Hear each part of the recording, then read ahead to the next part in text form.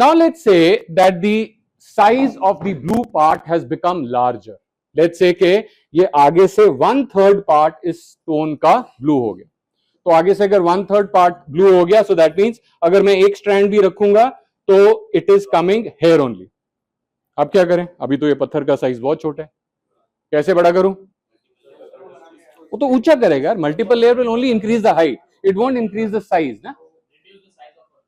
अभी तो इससे रिड्यूस क्या करूंगा? एक स्ट्रैंड तो लगाया है बस.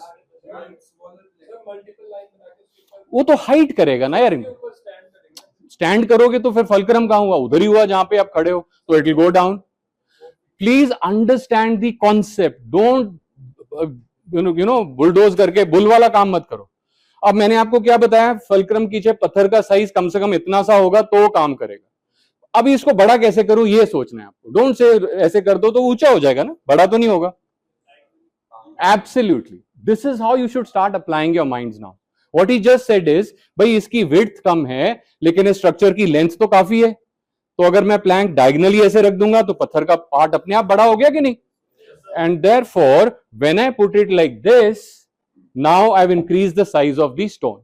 Now this is fairly large, it will be able to take my weight. However, this distance has now increased. तो अब क्या करें?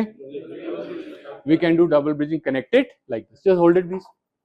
Now one very important point all of you to remember is that when you do a double bridging like this, ये जो junction point है ये जितना इस पत्थर के नजदीक आएगा ये आइडिया उतना ज्यादा स्टेबल होगा.